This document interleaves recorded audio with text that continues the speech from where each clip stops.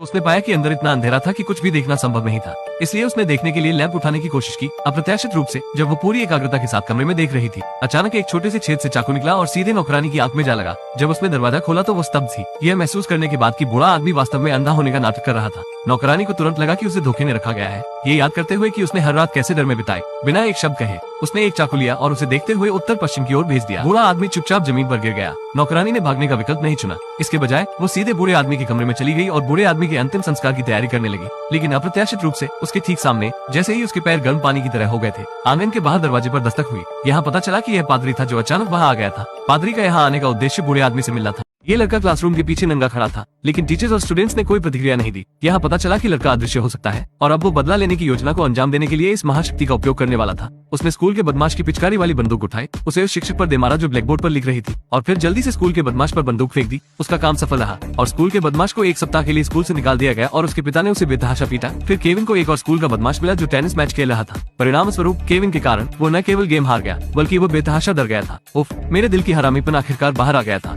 और मुझे अचानक तरोताजा महसूस हुआ। मैं इस अदृश्य महाशक्ति का और कैसे उपयोग कर सकता हूँ। वो शिक्षक के कार्यालय में चुपचाप घुस गया। उसे अपना मासिक परीक्षा का पेपर मिला। दराज खोली, उत्तर निकाले और फिर रिजल्ट की नकल करना शुरू कर दिया। उसकी माँ हैरान थी, वो हमेशा परीक्षा में शून्य लाता था, लेकिन उसके बेटे ने वास्तव में इस बार परीक्षा देकर क्लास में फर्स्ट आया था। सबसे पहले मुझे बहुत अच्छा महसूस हुआ। अदृश्यता की महाशक्ति पर भरोसा करते हुए केविन ने खुद को पूरी तरह से बदल लिया। इस दिन उसने क्लास छोड़ दी और घर पर कॉमिक्स पढ़ी। उसकी माँ अचानक वापस आ गई।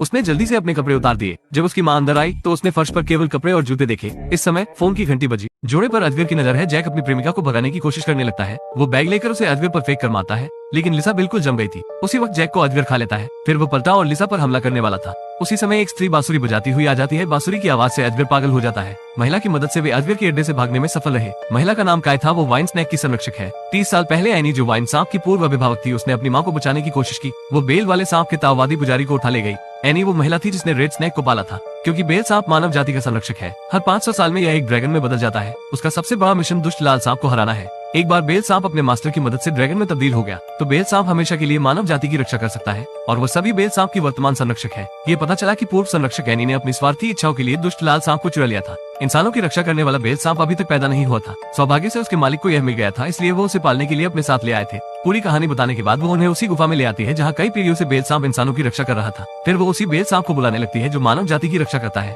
जल्द ही वे लाल सांप को नष्ट करने के लिए बेल सांप को ले जाएंगे। सांप को ड्रैगन में बदलने के अपने मिशन को पूरा करने के लिए उन्हें लाल सर्प को नष्ट करना हो। सारे लोग जंगली फल की तस्वीरें लेने वाले थे। अचानक पास की झाड़ियों से हलचल की आवाज आने लगती है। करीब से निरीक्षण करने पर उन्हें एहसास हुआ कि यह सिर्फ एक जंगली सुअर था, लेकिन तभी अचानक उनके पीछे एक बड़ी काली परछाई दिखाई दी। जब वे धीरे धीरे पीछे मुड़े तो वे डर के मारे अपनी जगह पर जम गए। उनकी आंखों के सामने जो दिखाई दिया वो एक विशालकाय अजगर था जो इंसानों को खाकर बड़ा हुआ था। आदमी तुरंत अपने साथी से लेकर लाल फल उठाकर उसे अजगर पर फेंक देता है, फिर सबको लेकर भागने लगता है। लेकिन अजगर उन्हें इतनी आसानी से कैसे जाने दे सकता था।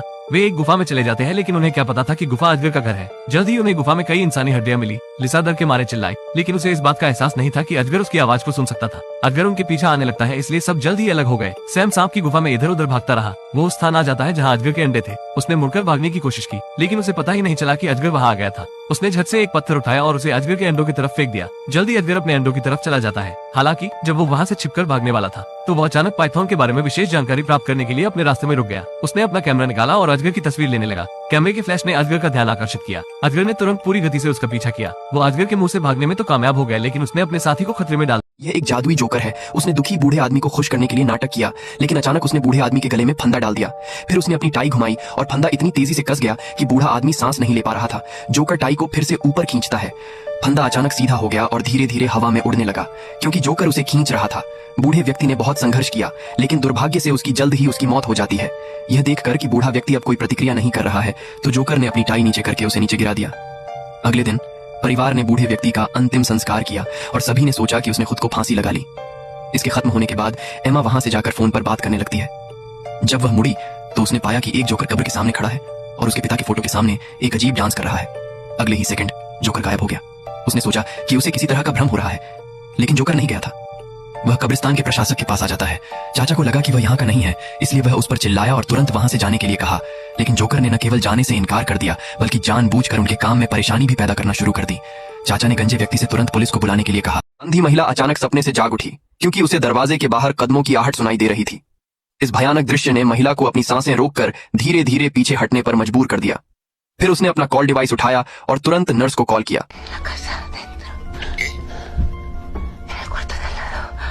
उसकी बात सुनने के बाद नर्स पुलिस को बुलाने में उसकी मदद करने लगती है, लेकिन उस पल एनी ने सुना कि बाहर कोई हलचल नहीं है, इसलिए वह जल्दी से बिस्तर से उठ गई और स्थिति की जांच करने के लिए चुपचाप दरवाजे की ओर जाने लगती है।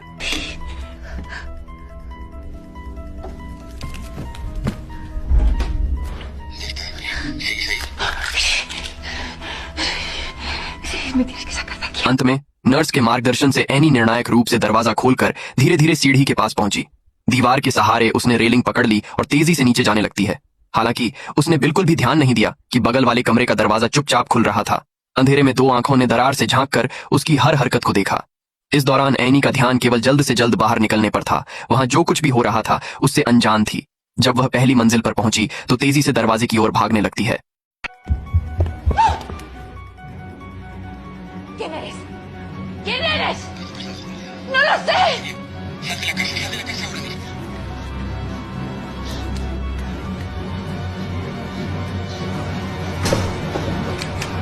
अपनी गर्लफ्रेंड के सामने बहादुर दिखने का दिखावा करने के लिए उसने हवा में 10,000 मीटर की ऊंचाई से छलांग लगाने का फैसला किया, लेकिन वो लगभग खुद को नीचे गिराने वाला था। लेकिन अगले ही पल वो फिर भी गिर गया। सौभाग्य से महत्वपूर्ण क्षण में उस व्यक्ति ने सीढ़ियों का किनारा पकड़ लिया था, लेकिन इससे पहले कि वो खुश हो पाता, उसका परिवार जो नहीं जानता था कि क्या हो रहा है, उसे बचाने की कोशिश करने लगता है। उन्होंने मूर्खतापूर्वक उसे वापस खींचने के लिए रस्सी खींची। सौभाग्य से उन्होंने समय रहते छोड़ दिया, इसलिए वो मरने से बच गया। ये लोग दोबारा मूर्ख न बने, इसके लिए वो आदमी जल्दी से अपनी पूरी ताकत लगाकर छत पर चढ़ गया। उसके परिवार को उसे देखकर राहत मिली, लेकिन जैसे ही उसकी जान में जान आई, उसने फिर से कूदना शुरू कर दिया। उसने चौक को रुमाल में लपेटा और जमीन पर फेंक दिया। फिर उसने उसे कई बार लात मारी और अपनी कमर के चारों ओर बांध लिया और फिर सुरक्षा बकल बांधा, जमीन पर पड़ा एक स्टील का पाइप उठाया और अपने सामने की इमारत की ओर कूद गया। इस तरह के खतरनाक दृश्य ने उसकी प्रेमिका के परिवार को लगभग डरा दिया था। इधर वो आदमी भी घबरा गया था, लेकिन जैसे ही जहरीली गैस ऊपर आने वाली थी कि वो सीधे दीवार पर चढ़ गया। जब वो सबसे ऊंची खिड़की पर पहुंचा तो उस आदमी ने जल्दी से रस्सी इकट्ठी कर ली। उसने इसे एक चट्टान के चारों ओर लपेट दिया और फिर निर्णायक रूप से अपने 10 मीटर लंबे पैर फैलाए और खुद को पास के खंभे पर बंदर की तरह लटका लिया। फिर आगे बढ़ने लगा। नीचे माँ अपने बेटे को देखकर चौंक गई, लेकिन सौभाग्य से उस आदमी ने 2 साल से रॉक क्लाइंबिंग का अभ्यास किया था। लुटेरों ने बाइक के टायर पर काली लाइन खींच दी। फिर वह बाइक को सीवर से सीधे बैंक के प्रवेश द्वार पर ले जाते हैं। उसने गिना कि टायर कितनी बार घूमा। क्वांटम यांत्रिकी के अनुसार उन्होंने मैनहोल कवर से बैंक तक की दूरी की गणना की। फिर नाटक किया कि कार खराब हो गई है। फिर मैनहोल कवर से सीवर की गहराई का पता लगाने के लिए मैनहोल कवर के छेद में एक टेप माप चुपके से डाला। अब हम त्रिभुज की 2 समकोण भुजाओं को जानते हैं। हम सीवर से बैंक तक की दूरी की गणना कर सकते हैं। इसके बाद डेविड जानबूझकर बैंक में चला जाता है। फिर उसे सुरक्षा गार्ड पूछताछ कक्ष में ले जाने लगते हैं। वहां जाते समय डेविड को तिजोरी का सटीक स्थान पता चल जाता है। पहले से मिले आंकड़ों के साथ सभी लोगों ने तिजोरी के लिए सुरंग बनाना शुरू कर दिया। जब वे तिजोरी में घुसकर अलार्म बजाने वाले थे, तभी कुछ अन्य लोग बैंक को लूटने के लिए बैंक में घुस आते हैं। जल्द ही पुलिस घटनास्थल पर पहुंच जाती है। वे पूरे समय बाहर के लुटेरों से निपटने में लगे थे। उन्हें पता ही नहीं चला कि तिजोरी को अंदर से खाली किया जा रहा है। पुलिस को उलझाए रखने और अपने साथियों के लिए अधिक समय देने के लिए वे समय समय पर कुछ बंधकों को छोड़ने लगते हैं और पुलिस से उनके लिए ऑर्डर को ले जाने के लिए कहते हैं। जब उनका काम पूरा होने वाला था, तभी हाइड्रोलिक पंप अचानक खराब हो जाता है। ये लड़की समुद्र तट पर धूप का आनंद ले रही थी। तभी एक मच्छर आकर उसके हाथ पर बैठ जाता है। वह लड़की के हाथ पर डंक मारता है और खून को पेट में इकट्ठा करने लगता है। वह लड़की का खून तब तक चूसता रहता है जब तक उसका पेट पूरी तरह से नहीं भर जाता है। मच्छर अब पहाड़ों और नदी के पानी के बहाव का आनंद लेते हुए आगे बढ़ने लगता है। आगे एक अजीब सा एलियन टाइप का जीव लेटा था। मच्छर उसके ऊपर बैठकर लड़की से लाया सारा खून उस जीव के शरीर में डाल देता है। ऐसा होते ही प्राणी के अंदर एक अजीब सी हलचल होने लगती है। धीरे धीरे यह मनुष्य का रूप धारण करने लगता है। तभी इंसान जैसा जीव बहुत तेज आवाज करता है, जिसकी आवाज 15 किलोमीटर दूर तक सुनाई देती है। आवाज से लड़की नींद से जाग जाती है। आवाज की वजह से लड़की की सीटी बच जाती है। वह अपने सारे कपड़े उठाकर वहां से भागने लगती है। उसे अभी अभी एक नौकरी मिली है जिसमें प्रति माह $1 लाख मिलेंगे, लेकिन फिर उसे बताया गया कि उसकी नौकरी सिर्फ इस डॉल की देखभाल करना है। अमीर आदमी की इस बात को सुनकर वो जोर से हंसने से खुद को नहीं रोक पाती है, लेकिन उसे उम्मीद नहीं थी कि बॉस इस चीज से गुस्सा हो जाएंगे, क्योंकि वो उस डॉल को अपने बेटे की तरह रखते हैं। तभी गुड्डे को देखकर उसे अजीब सा एहसास होने लगता है, लेकिन उसे इतने पैसे मिल रहे थे। जिसके बाद वो अपने घुटने पर बैठ जाती है और अपने सामने सिरेमिक गुड्डे से हाथ मिलाने लगती है। फिर उसने उससे कहा कि वो उसकी सबसे अच्छी दोस्त बनेगी। इससे भी अधिक डराने वाली बात यह है कि बुढ़िया ने उससे कहा कि वो न केवल हर दिन लड़के के कपड़े बदलेगी, बल्कि उसे पढ़ने के लिए संगीत और कविता भी देगी। यहाँ तक कि रात के खाने में उसने उस पर रुमाल भी डाल दिया। उसने सोचा कि वे सिर्फ यह अनुभव करना चाहते थे कि बच्चे का पालन पोषण करना कैसा होता है, लेकिन रात को एक विचित्र दृश्य देखकर वो आश्चर्यचकित रह गई। वे लड़के के बिस्तर के पास घुटनों के बल बैठकर जाप कर रहे थे, जैसे कि वे कोई रहस्यमय रस्म कर रहे हो। और जब उन्हें एहसास हुआ कि वो सुन रही है तो वे तुरंत रुक गए। उन्होंने दरवाजा बंद कर दिया और उन्हें अकेला छोड़कर वहाँ से जाने के लिए कहा। उसे नहीं पता था कि वो इस गुड्डे के साथ लंबे समय तक अकेली रहने वाली है। अगले दिन वह उठी। उसने बुढ़िया को चिल्लाते और कोसते हुए सुना, इसलिए वो दरवाजे पर गई और देखा कि घर पूरी तरह से बिखरा पड़ा था। महिला ने लड़के के सामने घुटने टेक दिए और उससे कहा कि वो चीजें फेंकना बंद कर दे। उसने उससे चीजें फेंकना बंद करने को कहा,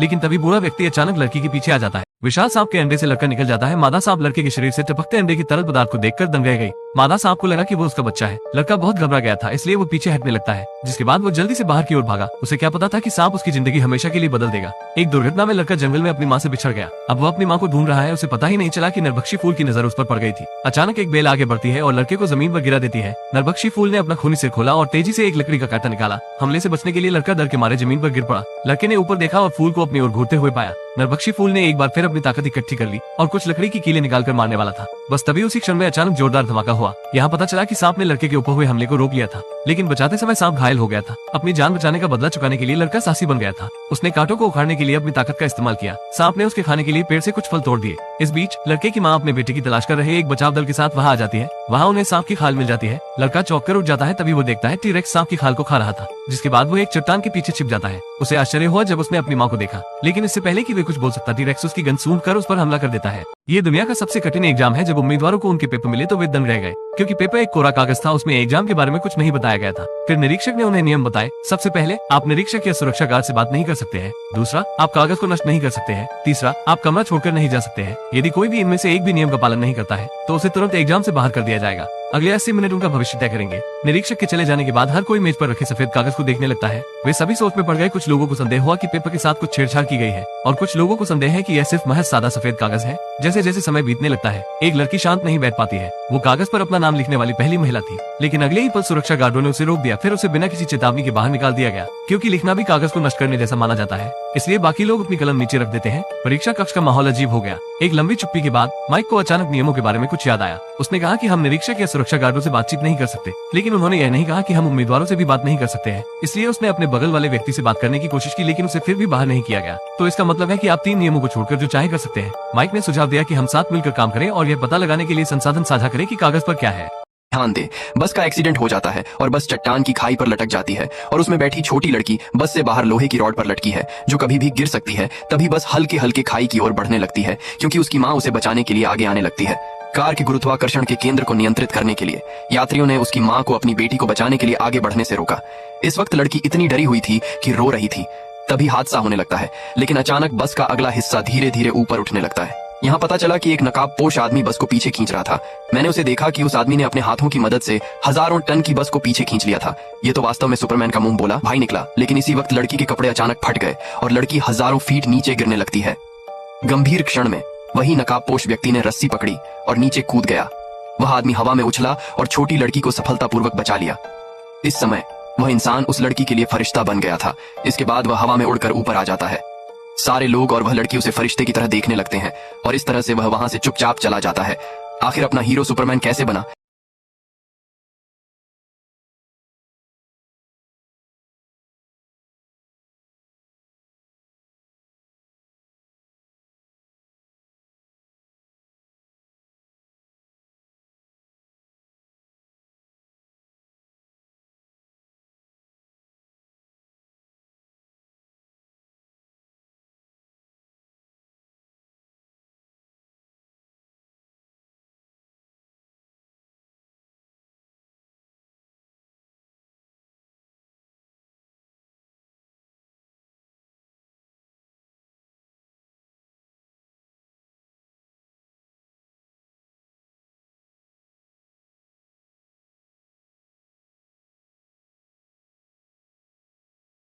उनके आदमी में बदल गई। जब तक लड़की शौचालय नहीं गई तब तक उसे एहसास नहीं हुआ कि उसने किसी और के साथ शरीर की अदला बदली कर ली है। उसे अचानक महसूस हुआ कि कुछ गड़बड़ है। फिर उसने नीचे की ओर देखा। वो ये जानकर हैरान रह गई कि वो एक पुरुष बन गई है। वो मूल रूप से एक युवा और सुंदर कॉलेज लड़की थी। अपने अहंकारी और दबंग व्यक्तित्व के कारण वो दूसरों का मजाक उड़ाना पसंद करती थी। दूसरे जितने बदकिस्मत होते थे वो उतनी ही खुश होती थी। वो दूसरों की शक्ल सूरत का मजाक उड़ाना भी पसंद करती थी। कहती है कि उसकी सहपाठी बूढ़ी महिलाओं की तरह कपड़े पहनती है, दूसरों का बेतरतीब ढंग से मजाक उड़ाकर हंसती थी, और वो लगातार शॉपिंग भी करती रहती थी। हर बार जब वो आइसक्रीम खरीदती है तो उसके लिए भुगतान नहीं करती थी। अपनी एक नजर से ही वो दुकानदार से मुफ्त कुछ भी चीज ले सकती थी। मुझे नहीं पता कि ऐसा क्यों हुआ उसके साथ जो वो ऐसी बन गई है। मदद ढूंढने के लिए उसे अपने पिता के कपड़े चुराकर बाहर जाना पड़ा। उसने अपने सबसे अच्छे दोस्त से मदद मांगने की कोशिश की, लेकिन उसके लिए बाहर निकलना मुश्किल था। इससे कोई फर्क नहीं पड़ता कि उसने कैसे समझाने की कोशिश की। उसने यह मानने से इनकार कर दिया कि वो वास्तव में कौन थी। उसने सोचा कि वो आदमी कोई ठरकी व्यक्ति है, इसलिए वो उसे मारकर भगाने लगती है। अपने सबसे हताश क्षण में उसने वो रहस्य उजागर किया जो केवल वे दोनों ही जानते थे। उसने अपना अनोखा बात करने वाला कोड उसे बताया। तभी उसकी दोस्त को अंततः विश्वास हो गया कि वो एनी ही है। वो उसे ठीक करने में उसकी मदद चाहती थी, लेकिन उसकी दोस्त ने उस पर बुरी लड़की को समुद्री लुटेरों ने चारा बनाकर शार्क का खाना बनाने के लिए पानी में धकेल दिया, लेकिन उन्होंने कभी उम्मीद नहीं की थी कि लड़की अपने दिमाग से शार्क को नियंत्रित कर सकती है। लेकिन आखिर कैसे? यहाँ पता चला है कि साल 2026 में पूरी दुनिया में सुनामी आने के बाद 95% भूमि पर समुद्री जल भर गया और जो बच गए वे जीवित रहने के लिए केवल छोटे द्वीपों पर भरोसा कर सकते थे। इस अव्यवस्थित जल जगत में बड़ी संख्या में समुद्री डाकू भी पैदा हुए जो नागरिकों से आपूर्ति प्राप्त करने के लिए अपनी ताकत का प्रयोग करते थे। हालांकि इस दिन समुद्री डाकू आपूर्ति की तलाश में एक छोटे से द्वीप पर आए, लेकिन उन्होंने पाया कि उन लोगों के पास आवश्यक मात्रा नहीं थी। इसलिए उन्होंने अपना गुस्सा निकाला। वो द्वीप की सभी जवान लड़कियों को जहाज पर ले जाने लगते हैं। जाने से पहले ग्रामीणों को धमकी दी, यदि उन्होंने समय पर आवश्यक आपूर्ति एकत्र नहीं की तो इन लड़कियों को शार्क को खाने के लिए दे दिया जाएगा। इस स्थिति का सामना करते हुए ग्रामीणों के पास प्रतिरोध के लिए कोई जगह नहीं है, क्योंकि समुद्री डाकुओं के बीच का जादूगर शार्क को नियंत्रित करने के लिए काली तकनीक का उपयोग कर सकता है और जो कोई भी आदेश की अवज्ञा करेगा वो केवल मारा जाएगा। हालांकि जिम इस समय पहले से ही बहुत गुस्से में था, लेकिन आप समुद्री लुटेरों से लड़ नहीं सकते हो। समुद्री डाकू के जहाज के द्वीप पर से जाने के बाद जैक लिली को पनडुब्बी में लेकर चुपके से उनका पीछा करने लगता है। वो जल्द ही समुद्री डाकू की बेस कैंप पर पहुंच जाते हैं। जवान मॉन्क पहली बार प्लेन में उड़ान भर रहा था, लेकिन तभी उसे फ्लाइट अटेंडेंट के पीछे खून के पैरों के निशान मिले। साधु इतना डर गया कि उसने झट से अपनी आंखें बंद कर ली और जल्दी जल्दी प्रार्थना करने लगा। यहाँ पता चला कि यह विमान कोई साधारण विमान नहीं है, क्योंकि जब भी विमान को दोबारा रंग कर उपयोग में लाया जाता है तो इसमें 10 साल के अंदर दुर्घटनाएं होना चालू हो जाती है। 3 साल पहले हुई दुर्घटना में केवल एक ही व्यक्ति जीवित बचा था। मैरी इस दुर्घटना में जीवित बची एकमात्र महिला थी। उसने बिल्कुल नए विमान को देखा। मैरी को अपने दिल में एक हल्की बेचैनी महसूस हुई। अब जैसे ही सभी यात्री विमान में चढ़ जाते हैं, ग्राउंड मेंबर जैक ने कार्गो होल्ड में शोर देखा। जांच करने पर उसे पता चला तब यह एक छोटा सा हुक था। तभी अचानक एक काली छाया उसके पीछे से गुजरी। जब वो बाहर जाना चाहता था तो उसे कार्गो होल्ड में बंद कर दिया जाता है। वो मदद के लिए चिल्लाया, लेकिन क्रू मेंबर यात्रियों को सेफ्टी के बारे में बताने में लगे थे। वो मदद के लिए उसकी गुहार भी नहीं सुन सकते थे। इसलिए जैक कार्गो में बंद हो जाता है और इसी तरह से विमान हवा में उड़ान भर देता है। इस क्षण से कुछ अजीब घटनाएं होने लगती है। जिस तरह फ्लाइट अटेंडेंट रात का खाना तैयार करने वाली थी, कैबिनेट बिल्कुल भी खुल नहीं रहा था, जिसके बाद मैरी अपनी ताकत लगाकर कैबिनेट का दरवाजा खोलने में कामयाब हो जाती है। जैसे ही वो भोजन को उठाने वाली थी, उसे अपने पीछे कुछ महसूस हुआ जब उसने अपना सिर घुमाया। डाकू ने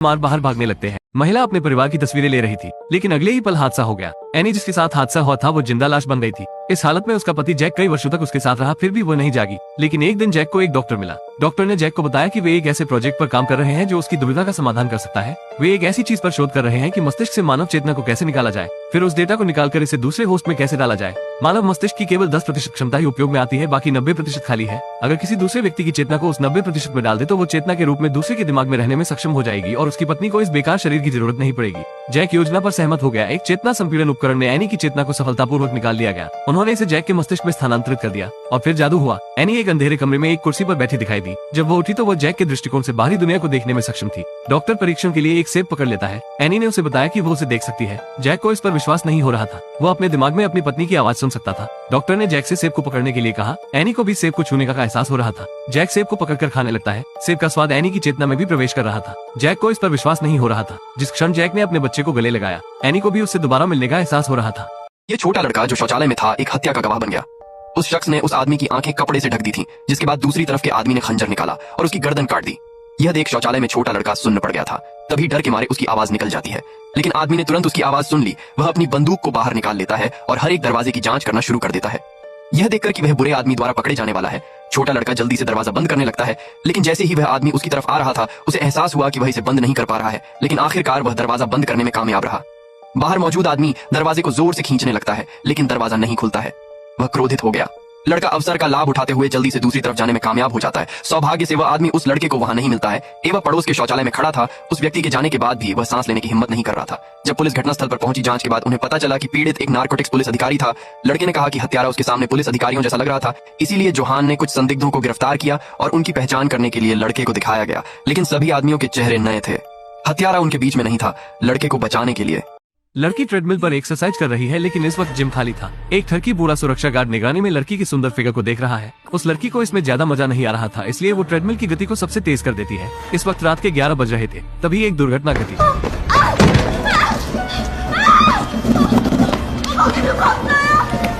उस लड़की के साथ एक दुर्घटना और वह इस दुनिया को अलविदा कह गई। लेकिन बॉस को इससे ज्यादा फर्क नहीं पड़ा। कुछ ही देर बाद एक आदमी यहाँ आया। वो अपने सामने इतना शानदार जिम देखकर खुश हो जाता है। उसने शाम को बिना किसी हिचकिचाहट के $1000 के VIP कार्ड के लिए अप्लाई कर दिया। वो वहाँ जिम करने से अपने आप को रोक नहीं पा रहा था। वो पहले से ही थोड़ा थक गया था। क्या आप अपने बगल में दौड़ रही महिला को देख सकते हैं? इस दृश्य ने उसे फिर दांत पीसने पर मजबूर कर दिया। तभी मशीन खराब हो गई। स्विच ने अपना काम करना खो दिया है। उसने मदद के लिए अपने बगल वाली महिला को बुलाने की भी कोशिश की, लेकिन महिला वहाँ नहीं थी। जब वो पीछे मुड़ा तो महिला सचमुच उसके पैर पर आकर बैठ गई थी। वजन बढ़ने के साथ साथ उनके पैर धीरे धीरे मुड़ने लगे। पुरुष अपनी हाथ की ताकत से पैरों को रोकने लगता है। उसके पैरों पर 1 टन से भी ज्यादा वजन का बल लग रहा था, लेकिन हैंडल को अभी भी रीसेट नहीं किया जा सकता है। महिला बस उसे घूर कर देख रही थी। आखिर कैसे आदमी का हाथ धीरे धीरे पारदर्शी होता जा रहा है। उस आदमी को इसके बारे में कुछ भी पता नहीं है, क्योंकि जॉर्ज ही एकमात्र ऐसा व्यक्ति है जो इसे देख सकता है। वो डरा हुआ है, क्योंकि जब इंसान पारदर्शी हो जाता है तो उसकी तुरंत मौत हो जाती है। ट्रेन से उतरते ही जॉर्ज एक अजनबी से टकराकर पलट जाता है। यह वही आदमी था जो मेट्रो में दिखाई दिया था, लेकिन उस आदमी के हाथ और सिर पारदर्शी हो गए थे। उस आदमी का शायद आज रात आखिरी दिन है। जॉर्ज उस आदमी को बचाना चाहता था, इसलिए उसने उसका पीछा किया। लेकिन अजीब बात यह है कि आदमी तुरंत पारदर्शी हो जाता है। वो लगभग अदृश्य था और जॉर्ज घबरा गया। लेकिन अगले ही पल उस आदमी के साथ कुछ घटित होता है। यह सही है, जॉर्ज की आंखें मौत की भविष्यवाणी कर सकती है। अगले दिन वो अपना खराब सेल फोन संभलवाने दुकान पर ले गया, लेकिन उसने देखा कि दुकानदार बहुत सुंदर है, तो उसने फोन रख दिया और कहा कि मैं एक नया फोन खरीदना चाहता हूँ। लेकिन तभी जॉर्ज की नजर उस पर पड़ी। महिला के हाथ पारदर्शी होने लगे। ये देखकर घबराया हुआ जॉर्ज जोर जोर से सांस लेते हुए दुकान से बाहर भागा। अपने सामने वाले आदमी के बारे में सोचते हुए जॉर्ज ने इस घटना को होने से रोकने का फैसला किया। फिर उसने फोन स्टोर पर वापस जाने का साहस जुटाया। इसी वक्त लिसा की गर्दन पारदर्शी होने लगी। वो लिसा को देखता रहा और गंभीर होकर बोला, क्या आप काम के बाद मेरे साथ बाहर चल सकते हैं? सौभाग्य से जॉर्ज सुंदर था। लिसा उससे सादे आध कॉफी शॉप में मिलने को तैयार हो गई थी, इसलिए जॉर्ज कैफे में उसका इंतजार कर रहा था। उसने देखा कि लगभग 9 बज चुके थे और लिसा अभी भी नहीं आई थी। वो जल्द ही समुद्री डाकू के बेस कैंप पर पहुंच जाते हैं। मुझे नहीं पता कि इसमें कितना समय लगा। जब समुद्री डाकू ध्यान नहीं दे रहे थे तो जिम सावधानी से लड़कियों को बचाने के लिए जाने लगता है। अप्रत्याशित रूप से डाकुओं को उसके वहां होने का पता लग जाता है, इसलिए उसके पास पीछे हटने के अलावा कोई विकल्प नहीं था। हालांकि इस समय समुद्री डाकुओं को उसे जाने देने का कोई इरादा नहीं था, इसलिए उन्होंने बड़ी संख्या में शार्क को छोड़ दिया। महत्वपूर्ण क्षण में जिम समय पर पनडुब्बी के अंदर चला जाता है, लेकिन फिर भी शार्क उसका पीछा नहीं छोड़ती है। सौभाग्य से पनडुब्बी की गुणवत्ता अपेक्षाकृत अच्छी थी, इसलिए वे दोनों संयोगवश बच जाते हैं। जब समुद्री डाकू नेता को इस बारे में पता चला तो वो क्रोधित हो गया और इसलिए वो बंधकों पर अपना गुस्सा उतारने लगता है। फिर वो एक एक करके सबको पानी में धकेलने लगता है। तभी यहाँ पर वही पहले वाला सीन घटित होता है। वहीं दूसरी तरफ जिम को आखिरकार लौटने के बाद एहसास हुआ कि वो अपने दम पर बंधकों को नहीं बचा सकता है। हालांकि जब वो असमंजस में था तो उसने अचानक सोचा कि कुछ ही दूरी पर एक द्वीप पर अद्वितीय कौशल वाले कई लोग थे और वह भी लंबे समय से समुद्री डाकुओं के इस समूह के व्यवहार से बहुत परेशान थे। जल्द ही जिम द्वीप पर आ जाता है। तभी वहाँ उसे कुछ लोग मिले। मदद मिलने के बाद जिम ने तुरंत काम करना शुरू कर दिया। उन्होंने सबसे पहले आपूर्ति ले जा रहे समुद्री डाकू जहाज को रोक लिया।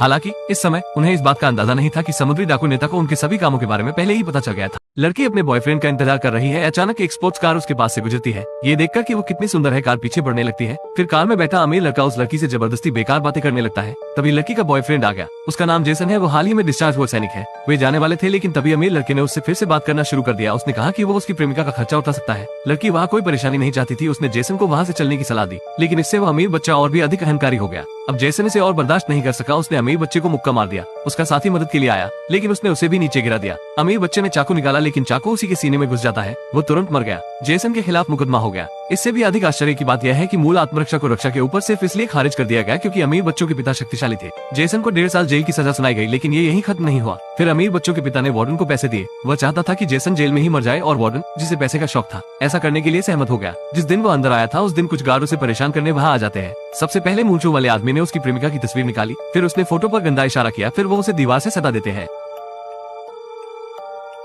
शिकार करने गई लड़की का अचानक बाघ से सामना हो गया। बाघ दहाड़ता हुआ उस पर झपटा, जिससे एनी डर गई और बुरी तरह से भागने लगती है, लेकिन वो ज्यादा दूर तक नहीं भाग सकी। बाघ ने उसे नीचे गिरा दिया। इस क्रूर जानवर का सामना करते हुए वो केवल कठिन संघर्ष ही कर सकती थी। जब वो शेर का खाना बनने ही वाली थी तभी अचानक उड़कर एक तीर वहां आ जाता है। तीर चलाने वाला जैक था। हमले से बाघ दर्द से दहाड़ने लगता है, जिसके बाद वो जैक की ओर हमला कर देता है। जैक ने अपना साहस जुटाया, फिर एक लंबा भाला निकाला और उसे अपनी पूरी ताकत से उसकी तरफ फेंक दिया। बाघ की मौके पर ही मौत हो गई। लड़की ने घुटनों के बल झुककर उसे बार बार धन्यवाद किया। जैक को एहसास हुआ कि वो एक अलग जनजाति से थी। उसने अपने भाले से उसे दूर रहने की धमकी दी। फिर वो पता लगाने लगता है कि यान कहाँ छिपा है। धक्का देने देने के बाद दरवाजा खुला। वो ये देखकर आश्चर्यचकित रह गया कि अंदर कोई दुश्मन नहीं था। वहाँ केवल बच्चे भूख से मर रहे थे और ठंड से ठिठुर रहे थे। इस समय जैक का दिल नर्म पड़ गया। उन्होंने न केवल बच्चों को जाने दिया बल्कि उनके लिए भोजन भी तैयार किया। एनी ने कहा कि वो और सारे बच्चे अनाथ हैं। उनके माता पिता को मार्शल वर्ग में व्हाइट वुल्फ के नाम से जाने जाने वाले एक कोरियाई जनरल ने मार डाला था। एनी को यह नहीं पता था कि हत्यारा ठीक उसके सामने था। जैक को दोषी महसूस हुआ, इसलिए उसने एनी को शिकार करना सिखाया ताकि वे जीवित रह सके। उसने गुप्त रूप से उन्हें सैन्य राशन भी उपलब्ध कराया। इस काम से सैन्य नियमों का उल्लंघन हुआ, जिससे जनरल नाराज हो गए। उसने जैक के आदमियों को मार डाला और भेड़ियों को खिलाने के लिए जैक को एक पेड़ से बांध दिया।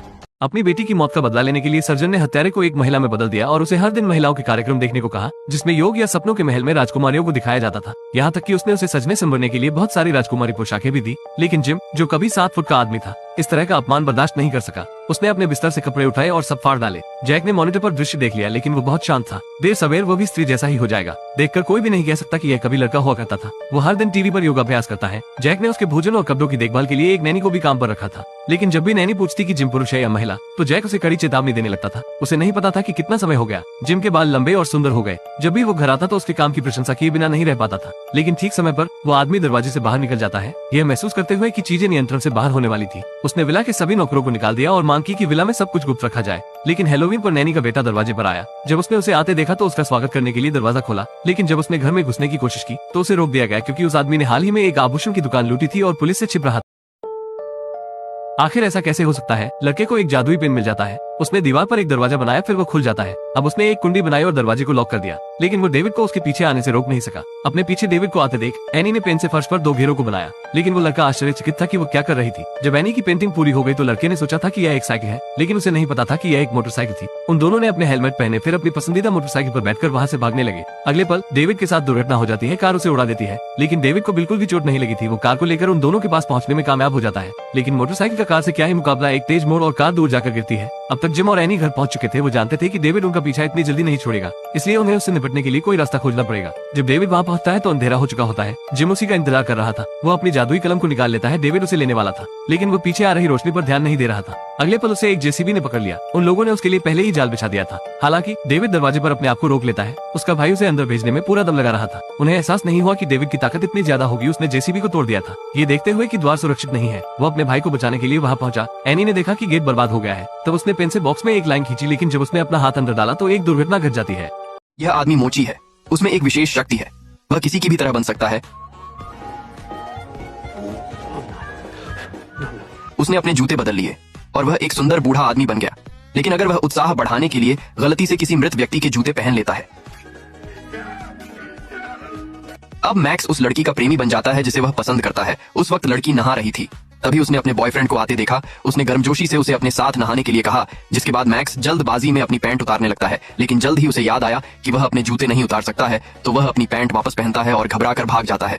जब वह घर पहुंचा तो उसने अपनी माँ को सोफे पर अकेले बैठे देखा। पता चला कि चूंकि उसके पिता बिना अलविदा कहे चले गए थे, जब से उसकी माँ कभी खुश नहीं रही और उसका स्वास्थ्य बिगड़ता जा रहा था। मैक्स अपनी माँ के अंतिम दिनों में उनकी इच्छाओं को किसी भी तरह पूरा करना चाहता था। इसलिए मैक्स ने अपने पिता के जूते पहने और अपने पिता का रूप धारण कर लिया। रात में उसकी माँ ने अपने लंबे समय से खोए हुए पति को वापस आते देखा। मुझे आपकी बहुत अधिक याद आई। वह उसके लिए बहुत खुशी की रात थी। 2 लोगों ने मौत की 6.66 सेंटीमीटर की सफेद रेखा खींची। जो भी जीवित वस्तु रेखा को पार करती है वो तुरंत नीचे गिरकर बेहोश हो जाती है। एक आदमी गलती से उसमें घुस गया। अगले ही पल वो कोमा में चला जाता है और वो दूसरी कार से टकरा जाता है। तभी पुलिस आ जाती है। उन्होंने एक आदमी को गैस मास्क पहनाया, फिर उसकी कमर पर रस्सी बांध दी। अगर उसके साथ कुछ गलत हो वो उस व्यक्ति को बाहर निकाल सके। वो आदमी धीरे धीरे आगे बढ़ रहा है। उसके पीछे के आदमी धीरे धीरे रस्सी को ढीला कर रहे हैं। उसके छोटे गैस मास्क ने उसका ज्यादा साथ नहीं दिया। वो आदमी केवल 2 सेकंड ही बाहर रुक सका। भीड़ इतनी डरी हुई थी कि उन्होंने उस आदमी को पीछे खींच लिया। सौभाग्य से आदमी समय रहते बच गया, अन्यथा ये कल्पना करना कठिन है कि क्या होता। इस शहर में क्या हुआ होगा। पता चला कि अभी 2 घंटे पहले शहर में एक बड़ी पार्टी हो रही थी। अचानक एक अजीब आवाज सुनाई दी। महिला की आंखें ऊपर हो जाती है, फिर वो जमीन पर बेहोश होकर गिर जाती है। महिला अकेली नहीं थी जो बेहोश हुई थी, बल्कि पूरा शहर भी उसके साथ बेहोश हो जाता है। यहाँ तक कि पक्षी भी बेहोश हो गए थे। घर पर, सड़क पर और सुपरमार्केट में हर तरफ लोग पड़े थे। वे सभी जमीन पर गिर पड़े। कोई भी हिल नहीं पा रहा था। जब पुलिस उन्हें बचाने का तरीका ढूंढ रही थी तो महिला को एक अजीब दृश्य दिखा। जमीन पर पड़ी हिरण वास्तव में हिल रही थी। फिर एक एक करके गाँव वाले जाग गए, कुछ लोगों को छोड़कर जो दुर्घटनावश मर गए थे। बाकी सब ठीक थे। फिर गैस मास्क पहनकर पुलिस ने एक एक करके शहर की जांच शुरू कर दी। लेकिन उन्हें कुछ भी असामान्य नहीं लगा। जब उन्हें लगा कि सब कुछ खत्म हो गया, तभी फिर कुछ अजीब हुआ। लोग बच्चे को पतंग की तरह आकाश में उड़ा रहे हैं, क्योंकि जमीन पर मां ने उसके पैरों को रस्सी से बांध रखा है। तस्वीरें लेने के लिए पत्रकारों की भीड़ लग गई, चूंकि पंख वाले बच्चे के राक्षस होने की अफवाह थी। माँ और पिताजी उसे जांच के लिए अस्पताल ले गए। डॉक्टरों ने सलाह दी कि बच्चे के पंख हटा दिए जाएं, नहीं तो उसकी जान खतरे में पड़ सकती है। ऑपरेशन की उच्च लागत का सामना करते हुए माँ और पिताजी पीछे हट गए।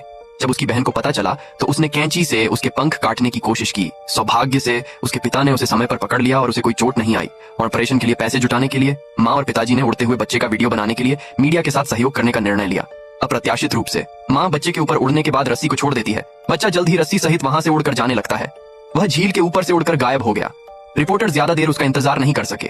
वह एक के बाद एक करके वहां से चले गए। केवल बच्चे का परिवार ही वहीं रुका था। बच्चे को जाने देने के लिए माँ स्वयं को दोषी मानती है। वह वापस झील में चली गई जहाँ बच्चे को आखिरी बार देखा गया था। वह पानी में डूबने वाली थी। आखिरकार बच्चा वापस आ जाता है। जब माँ ने उसे देखा तो वह उससे माफी मांगती रही क्योंकि बच्चा बोल नहीं सकता था। उसने माँ की ओर देखकर मुस्कुराते हुए अपनी माँ को माफ कर दिया। ये लड़की धोखे से अपनी दादी की पेंशन हड़प रही है जिन्होंने उसे 20 साल तक पाला था। उसने अपनी दादी को -30 डिग्री सेल्सियस फ्रिज में रख दिया। उसे डर था कि उसकी दादी वहाँ भूखी मर जाएगी, इसलिए उसने भोजन के विभिन्न उत्पादों को भी वहाँ रख दिया। आखिर कोई अपनी दादी के साथ ऐसा कैसे कर सकता है। बेटी का नाम जेनी है। वह इलाके की एक प्रसिद्ध अमीर लड़की है, लेकिन वो कर्ज में डूबी हुई है क्योंकि वो अब कुछ नहीं करती है। इसलिए उसे अपनी 99 वर्षीय दादी, जो सुंदर और दयालु है, उन्हें उसकी मदद करने के लिए कहना पड़ा। लेकिन जैसे ही वो कमरे में गई, उसने अपनी दादी को मृत पाया। जेनी उन्हें गौर से देखने लगती है। फिर वो अपनी दादी के पास पहुंचकर पुष्टि करने गई तो वो सांस नहीं ले रही थी। जेनी को नहीं पता था कि क्या करना है। वो एम्बुलेंस बुलाने वाली थी, लेकिन उसके सबसे अच्छे दोस्त ने उसे इंतजार करने के लिए कहा। उसकी जांच करने के बाद दादी सचमुच ठंडी पड़ गई थी। कई लोग दादी के आसपास जमा हो गए थे। वहाँ पर सन्नाटा छा गया था। जेनी रोई और दादी की कई $1 लाख की मासिक पेंशन के लिए खेद महसूस किया। इस पैसे के बिना उसकी कंपनी बंद हो जाएगी। जब उसकी दोस्त ने ये सुना तो उसे एक बुरा विचार आया। उसने कहा कि दादी तो अब मर चुकी है, वैसे भी उन्हें अब कहीं भी रख सकते हैं जब तक ये बात बाहर नहीं जाती है। वे पेंशन को लेना जारी रख सकते हैं। पहले तो जेनी इस बात पर राजी नहीं होती है, लेकिन अगले ही पल वो दादी के घर का फ्रिज खोलने लगती है। घर में लगभग 50 डिग्री की गर्मी थी। शव जल्द ही विघटित हो जाएगी और पूरे कमरे में महक फैलने लगेगी। इसलिए उन्होंने फ्रिज को खाली करने का फैसला किया। महिला के पति को मरे 5 साल हो गए हैं, लेकिन आज वो उसकी आंखों के सामने आ गया। महिला को इस पर यकीन नहीं हुआ। उसने सोचा कि उसकी लालसा के कारण उससे गलती हो रही है, लेकिन जब उस आदमी ने अपना चश्मा उतारा तो परिचित चेहरे ने उसे और भी आश्वस्त कर दिया कि यह उसका पति ही है। महिला इतनी खुश थी कि वो उससे जल्द मिलना चाहती थी, लेकिन तभी उसे एहसास हुआ कि उसके पति के पीछे कोई दूसरी महिला थी और उसके 2 बच्चे भी थे। इससे भी अजीब बात यह है कि दूसरी महिला बिल्कुल उसके जैसी ही दिखती थी। महिला चकित थी, लेकिन वो कौन है? वो उसके जैसी ही क्यों दिखती है? यहाँ तक कि वो उसके ही पति के साथ ही रह रही थी, ये जानने के लिए कि आखिर हो क्या रहा है। वो चुपचाप उसके पीछे चली जाती है, लेकिन इससे पहले कि वो कुछ समझ पाती, उसे एहसास हुआ कि उसका पति पहले ही कार में बैठकर चला गया था। ये देखकर कि वो अपने पति से दोबारा नहीं मिल पाएगी, इसलिए उसने तुरंत कैब ड्राइवर से उसके पति की कार का पीछा करने के लिए कहा, लेकिन कैब ड्राइवर को पहले ही एक नया ग्राहक मिल चुका था। उसने इनकार कर दिया। जेनी अपने पति को दूर जाते देख खुश नहीं थी, लेकिन उसे याद आया कि 5 साल पहले उसके पति की एक कार दुर्घटना में मौत हो गई थी। उस दुर्घटना के बिना उसकी और उसके पति की शादी को 5 साल हो जाने चाहिए थे, लेकिन ऐसा लगता है कि उसके पति के साथ रहने वाली महिला उसके लिए एक विकल्प बन गई है। इससे उसे अपने पति की अचानक उपस्थिति और इस महिला के बारे में उत्सुकता और होने लगती है। जब वो वापस लौटी तो उसने सुराग ढूंढना शुरू कर दिया। राजकुमारी बोतल के अंदर समा जाती है और जब बोतल दोबारा खोली गई तो वो असली दुनिया में पहुंच जाती है। जब वो सड़क पर चल रही थी तो उसे वहाँ हो रही चीजों पर विश्वास नहीं हो रहा था। तभी वहाँ से तेजी से एक मोटरसाइकिल गुजरी। वो इतनी डरी हुई थी कि कांप रही थी। सौभाग्य से वो अपनी भावनाओं को शांत करने में सक्षम थी, इसलिए वो अपने बर्फ में जादू को वहाँ नहीं दिखाती है। लेकिन फिर भी जहाँ से वो गुजर रही थी वहाँ से वो एक बर्फ की लाइन छोड़ती जा रही थी। इसने तुरंत पुलिस का ध्यान अपनी तरफ कर लिया। वे दोनों बर्फ के रास्ते का पीछा करते हुए एक गोदाम में आ जाते हैं। जब उसने किसी के आने की आहट सुनी तो एल्सा कोने में छिप गई। वो घबरा गई और अपने जादू पर नियंत्रण खो बैठी। उसने अनजाने में एक वेंडिगो को बुला लिया। दोनों पुलिस अधिकारी स्तब्ध रह गए। वेंडिगो ने उन पर ठंडी हवा का झोंका छोड़ा। गलती से गिरी पिस्तौल डिस्चार्ज हो गई। वेंडिगो ने दहाड़ते हुए उन्हें गोदाम से बाहर खदेड़ दिया। नजारा देख रहे सड़क पर लोग इतने डरे हुए थे कि वे सभी दिशाओं में भागने और चिल्लाने लगते हैं। वेंडिगो लोगों की चीखों से भयभीत हो जाता है, इसलिए वो शहर से बाहर जंगल में जाकर गायब हो जाता है। जब एल्सा को कहीं और जाने का रास्ता नहीं दिखता है तो वह एक प्राचीन वस्तुओं की दुकान में पहुंच जाती है, जहाँ उसे अपनी बहन एना का हार मिलता है। ऐसा लगता है कि एना भी इसी शहर में है। व्यस्त सड़कों को देखते हुए वो अपनी बर्फ की शक्ति से अनगिनत बर्फ के पहाड़ बना देती है और शहर के सभी प्रवेश और निकास द्वारों को बंद कर देती है। उसने कहा कि जब तक वो एना को नहीं ढूंढ लेती शहर से कोई भी बाहर नहीं जा सकता। मास्टर ने लड़कियों से कहा कि उन्हें गर्म लोहा खाना होगा। पहली लड़की इतनी डर में थी कि वो फर्श पर ही गिर जाती है। दूसरी लड़की भी डरकर पीछे हट जाती है। मास्टर ने कहा, आपको डरना नहीं चाहिए, इस तपते लोहे का स्वाद भुने हुए मांस की तरह है। तीसरी लड़की ने इस पर विश्वास किया और स्वाद को सूंघने के लिए उत्सुकता से आगे बढ़ने लगती है। शेरनी की बच्ची उसे निगलने ही वाली थी। मास्टर ने उसे डांटकर रुकने को कहा। जेनी ने सोचा कि वो परीक्षा में पास हो गई है, लेकिन उसने कहा कि यह बस एक चेतावनी थी, क्योंकि अब जब आप हरम में हैं तो आपको अपना मुंह बंद रखना होगा, नहीं तो अगली बार जब तुम खाओगे तो तुम्हें जहर भी दिया जा सकता है। जेनी ने उस पर कोई ध्यान नहीं दिया, क्योंकि महल में आने का उसका उद्देश्य राजा की रानी बनकर उन सभी को अपने पैरों तले रौंदना था। इसलिए वो हर बार इतनी कठिन ट्रेनिंग करती थी। उसे उम्मीद थी कि उसे जल्द से जल्द राजा की सेवा करने का मौका मिलेगा, लेकिन उसने कभी नहीं सोचा था कि बहन महल की नौकरानियों के चैन में इतनी सख्त होगी। न केवल वो दिन में 100 बार उनके सिर के ऊपर प्लेट रखवाती थी, बल्कि फर्श साफ करते समय भी उन्हें अपनी कमर को ऊपर करना पड़ता था। सफाई करते समय अपनी तस्वीर नीचे नहीं कर सकते हो, यहाँ तक कि उन्हें एक ही स्थिति में सोना पड़ता है। अपने पैरों को सीधा करके और अपने हाथों को अपनी छाती पर रखकर लेटना पड़ता है। यदि कोई भी पलटने और छोटी सी हरकत करने की कोशिश करता है तो उसे मास्टर से बेरहमी से पिटाई का सामना करना पड़ेगा। बहुत सी लड़कियां रोने लगती है, लेकिन जेनी अलग थी। यह भिखारी महिला के बाल की गंध सूंघने लगता है। फिर उसने अपना हाथ आगे बढ़ाया। इसने महिला को चौंका दिया। तभी एक मोटा आदमी बार में आता है। वह खांसता रहता है और शौचालय में घुस जाता है, लेकिन किसी को कुछ भी असामान्य नजर नहीं आया। अचानक एक आदमी जो बार से बाहर आया था उसे किसी ने गोली मार दी और वह जमीन पर गिर गया। सड़क पर लोग डर कर भाग रहे हैं। बार के सभी लोग दरवाजे पर इकट्ठा हुए कि क्या हो रहा है, लेकिन किसी ने भी मदद के लिए बाहर जाने की हिम्मत नहीं की। सड़क जो अभी लोगों से भरी हुई थी अजीब तरह से खाली हो गई थी। एक दयालु सफाई कर्मी उस व्यक्ति की मदद करने के लिए आगे आया जिसे गोली लगी थी, लेकिन अगले पल उसे भी किसी ने गोली मार दी। अब दोबारा किसी की बाहर निकलने की हिम्मत नहीं हुई। जल्द ही बार के बाहर एक कार दिखाई देती है। सुरक्षात्मक सूट पहने पुरुषों का एक समूह कार से बाहर निकलता है। उन्होंने सड़क के किनारे टायरों का एक गुच्छा रखा और उनमें आग लगा दी। बाहर में लोग मदद के लिए पुकारते रहे, लेकिन वह उन्हें नजरअंदाज करके वहां से चले गए। उसी समय मोटा आदमी अचानक शौचालय से बाहर आ गया। उसके कान से खून बह रहा था, उसकी आंखें सफेद थीं, वह भयानक लग रहा था। अगले ही पल वह फर्श पर मृत होकर गिर पड़ा। डेविड ने अपना सेल फोन उठाया और उसे चेक किया। जब उन्होंने सेल फोन में फोटो देखी तो उन्हें सच्चाई का पता चला कि मोटा आदमी वायरस से संक्रमित था। इस लड़की की शादी दिन में हुई थी, लेकिन रात में ससुर ने अपनी बहू को एक टेबल से बांध दिया। उसने एक कुल्हाड़ी भी निकाली और कहा कि अब खेल खत्म हो रहा है। बहू तुरंत रोना चाहती थी। अगर मुझे पता होता कि खेल इतना कठिन है तो उपहार की कीमत $1 अरब होनी चाहिए थी। महत्वपूर्ण क्षण में सभी लोग खून की पलटी करने लगते हैं। पता चला कि पति के भाई को गेम पसंद नहीं था, इसीलिए उसने महिला को बचाने के लिए सबको जहर दे दिया, लेकिन उन्होंने कुछ ही कदम उठाए। भाभी उनके पीछे बंदूक लेकर आ गई। उस आदमी ने अपनी पत्नी को बंदूक फेंकने के लिए मनाने की कोशिश की, लेकिन अगले ही पल उसने उसे गोली मार दी। अपने पति के बड़े भाई की हत्या होते देख जेनी का गुस्सा पूरी तरह फूट पड़ा। उसने आगे बढ़कर अपनी भाभी की बंदूक पकड़ ली, लेकिन जब उसने गोली चलाई तो उसमें कोई गोली नहीं थी। जब उसका पति आया तो उसने देखा कि जेनी उसके परिवार को मार रही है। उसे विश्वास ही नहीं हो रहा था कि वो ऐसा कर रही है, इसलिए उसने उसे पकड़वा दिया। परिवार ने एक रहस्यमय रस्म के लिए उसे एक मेज से बांध दिया, लेकिन ठीक समय पर परिवार को एहसास हुआ कि रात जा चुकी थी। शिकार करने वाला खेल खत्म हो चुका था और ऐसा लग रहा था कि वे सूरज से डर रहे थे। जेनी की प्रतिक्रिया देने से पहले अगले ही पल परिवार विस्फोट होने लगता है। वास्तव में परिवार की संपत्ति शैतान के साथ सौदा थी। परिवार में नए इंसान को आने के बाद उन्हें एक खेल पूरा करना होता है। असफलता का परिणाम पूरे परिवार की मृत्यु है। कहानी के अंत में जेनी ने महल को जला दिया। मुझे लगता है कि जिंदगी की मौत के बाद इस तरह का एहसास सिर्फ वही जानती है। इसे देखो, यह एक परीक्षा है। लड़की मेज पर अपनी उंगलियां थपथपा रही है। कुछ लोग इसे घूर रहे हैं एक नजर, और फिर वे कागज पर एक प्रश्न का उत्तर लिखते हैं। वे फिर से देखते हैं और दूसरा उत्तर लिखते हैं, लेकिन एक बदमाश लड़का इसे देखना बर्दाश्त नहीं कर सका। उसने अपना पेपर जल्दी दे दिया, लेकिन दरअसल वह इसकी रिपोर्ट करने के लिए गया था। लेकिन प्रश्न पत्र सबको अलग अलग तरीके से बांटे जाने के कारण निरीक्षक को कोई फर्क नहीं पड़ा। लेकिन नीचे के निचले वर्ग के बच्चे दहशत में थे। वे ये देखने के लिए जांच कर रहे हैं कि उनके पास पेपर A है या B। परीक्षा खत्म होने में अभी 30 मिनट बाकी थे। लड़की ने अपने चेहरे को हाथ से छुआ, चुपके से A का इशारा किया। अगले ही सेकंड जैक समझ गया। उन सभी ने जवाब दिया कि उनके पास A है या पेपर B है। लड़की ने चुपके से एक उंगली बढ़ा दी। तुरंत शिक्षाविद सक्रिय हो गए। वे सभी लड़की के दाहिने हाथ को घूर रहे थे। लड़की ने जल्दी से मेज थपथपाई। लूजर भी तेजी से अपने उत्तर लिख रहे थे। जल्द ही सभी बदमाशों ने एक ही समय में अपना पेपर खत्म कर दिया था। लगभग 1 दर्जन बदमाश तुरंत खड़े हो गए और पेपर जमा करने चले गए। तभी लड़की ने मौके का फायदा उठाया तो उसने तुरंत अपने बगल के छात्र के साथ पेपरों की अदला बदली कर ली। इस समय सारे उत्तर देकर पेपर को पूरा करने और अपने साथियों को वापस करने में 20 मिनट बाकी है। क्या वो इसे समय पर कर सकती है? मैंने देखा कि लड़की तेजी से प्रश्नों का उत्तर दे रही होती है, तभी स्केच पेपर खत्म हो जाता है। ये बहुत बुरा हुआ,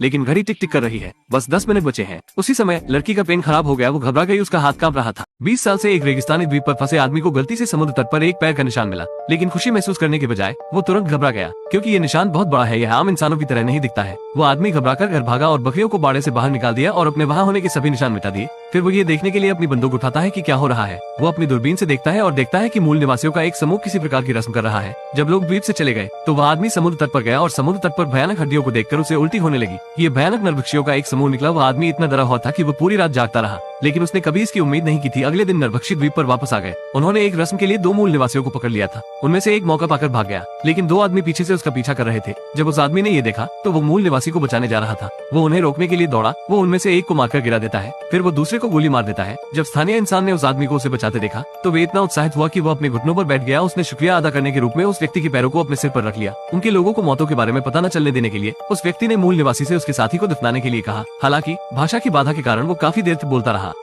यह म्यूटेटेड चींटियों की एक कॉलोनी है। तभी उनमें से एक चींटी जैक की गर्दन पर चढ़कर उसे काट लेती है। तुरंत म्यूटेटेड चींटियों का जीन उसके शरीर में पहुंच जाता है, जिसके बाद जैक बेहोश होने लगता है। फिर वह घर पहुंच जाता है तो उसे नींद आने लगती है और वे सीधे बिस्तर पर लेटकर सो जाता है। लेकिन आधी रात में जैक को इतनी भूख लगी कि वह घर में कैंडी ढूंढने लगा। जब वह अगले दिन उठा तो पूरे फर्श पर कैंडी के रैपर पड़े मिलते हैं। नाश्ते के समय उसने जूस का गिलास उठाया। अगले ही पल उसने ग्लास को तोड़ दिया। स्कूल में जब वह पेशाब करने के लिए शौचालय में गया, लेकिन इससे पहले कि वह अपना काम पूरा कर पाता, उसकी पेशाब से धुआं निकलने लगता है। उसका पेशाब उबलने लगा। जल्द ही पाइप गल जाते हैं और टॉयलेट टूटकर नीचे गिर जाता है। जैक ने अपने दोस्त को चींटी के काटने के बारे में बताया, जिससे उसे सुपर पावर मिली। इसलिए माइक ने उसे सुपर हीरो बनने के लिए स्पाइडरमैन के जैसा चींटी वाला एक सूट बना कर दिया। जल्द ही जैक की मुलाकात एक पर्स छीनने वाले से हो जाती है। चोर जैक को एक बच्चे के रूप में देखता है और उसे गंभीरता से नहीं लेता है। जैक धीरे धीरे दीवार पर चढ़ जाता है। चोर को एहसास हुआ कि कुछ गड़बड़ है। अगले ही पल जैक नीचे कूदा और उसे जमीन पर गिरा दिया। तुम कौन हो? विशाल सिकाड़ा राक्षस अचानक टीले के नीचे से निकला।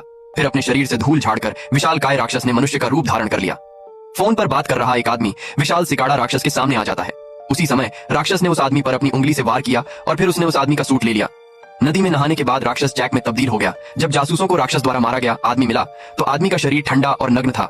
एक छोटी लड़की चिल्लाई क्योंकि वह राक्षस द्वारा खोदे गए एक बड़े गड्ढे में गिर गई थी। जैसे ही उन लोगों ने लड़की को गड्ढे से बाहर निकाला, एक सफेद हड्डी वाला हाथ ऊपर खींचा चला आता है। उन्होंने पीछे मुड़कर देखा तो वहां बहुत समय से पड़ी मृत महिला का शव निकला।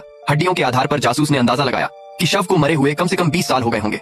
जैक की यार्ड में सिकाड़ा राक्षस होटल में खा पी रहा था। वह मजे से स्टेक खा रहा था। उसने 10 लोगों जितना अकेले ही भोजन खा लिया था। जैक ने वेटर से कहा कि पिछला ऑर्डर बहुत छोटा था, लोग बहुत सुंदर थे, लेकिन उनमें मांस बहुत कम था। वह बहुत सारा मांस वाला कुछ चाहता था। वेटर को समझ नहीं आया कि वह क्या कह रहा है। जासूसों ने किताबों को देखा और निर्धारित किया कि यह एक विशाल सिकाड़ा राक्षस था जो महिला को खा रहा था। आदमी जब जागा तो 500 साल बीत गए थे। जब वह खिड़की खोलता है तो देखता है पृथ्वी का हाल भयानक हो गया था। इमारतें रस्सियों से बंधी हुई थीं। जब पुल टूटते हैं तो उनकी मरम्मत कोई नहीं करता है। इससे भी अधिक अपमानजनक बात यह है कि जिम को छोड़कर हर कोई मूर्ख बन गया है। जब उसने 1+1 होते हैं इसका जवाब दिया तो उसे सीधे संयुक्त राज्य अमेरिका के राष्ट्रपति के रूप में चुन लिया जाता है। भविष्य की दुनिया में उच्च IQ वाले जोड़े हर दिन काम में इतने व्यस्त हो जाते हैं कि वे बच्चे भी पैदा करना भूल जाते हैं, और कम IQ वाले जोड़ों के पास करने के लिए कुछ नहीं है, इसलिए वो बच्चे पैदा करने के अलावा कुछ नहीं करते हैं। जैसे ही समय बीतता है मानव IQ में गिरावट होने लगती है। इस मुद्दे को हल करने के लिए विदेश विभाग ने एक मानव हाइबरनेशन कार्यक्रम शुरू किया है, जिसका उद्देश्य अच्छे जीन पूल को संरक्षित करने के लिए उच्च IQ वाले लोगों को फ्रीज करके हाइबरनेशन में डालेंगे। जिम और वेंडी प्रयोगकर्ताओं में से एक हैं। उन्हें जीवन भर के लिए शीत निद्रा में डाल दिया जाता है। समय सीमा 20 वर्ष निर्धारित की गई है, लेकिन परियोजना के बारे में जानने वाले एकमात्र व्यक्ति को अय्याशी और काले धंधे करने के लिए जेल में डाल दिया जाता है। इस प्रकार जिम और वेंडी को भुला दिया गया है, लैब को नष्ट कर दिया गया है, 2 शीत निद्रा चैम्बर को कचरा समझकर कूड़े में फेंक दिया जाता है। जॉर्ज कैफे में उसका इंतजार कर रहा था। उसने देखा कि लगभग 9 बज चुके थे, लेकिन लिसा अभी भी नहीं आई थी। उसे लग रहा था कि लिसा को कुछ हो गया है। जैसे ही जॉर्ज जाने वाला था, लिसा अचानक आ गई और उसके हाथ सामान्य हो गए थे। जॉर्ज इतना उत्साहित था कि उसने लिसा का हाथ पकड़ लिया और उसे देखता रहा। यह व्यवहार लिसा को बहुत भ्रमित कर रहा था। इसके बाद जॉर्ज ने लिसा को पिछले कुछ दिनों के अपने अनुभव के बारे में बताया। फिर वो जल्दी में कैफे से निकल जाता है। अचानक जॉर्ज को अपने दिल में दर्द महसूस होने लगता है। यहाँ पता चला कि वो पीड़ित था क्योंकि उसने परमेश्वर की इच्छा का उल्लंघन किया था। लेकिन जब उसने देखा कि लिसा सुरक्षित और स्वस्थ है तो जॉर्ज को लगा कि उसने सही चुनाव किया है। अगले दिन लिसा अखबार लेकर आ जाती है और जॉर्ज को उसकी जान बचाने के लिए उसका शुक्रिया अदा करने लगती है। तभी पता चला कि जिस फैक्ट्री से लिसा घर जा रही थी वहाँ विस्फोट हो गया था। अगर वो उसके पास डेट पर ना होती तो आज उसके साथ दुर्घटना हो गई होती। जॉर्ज को ये जानकर खुशी हुई कि उसमें पहले होने वाली चीजों को देखने की शक्ति है, लेकिन उसे इस बात का एहसास नहीं था कि अगले दिन वो फिर से एक आदमी को पारदर्शी अवस्था में देख लेगा।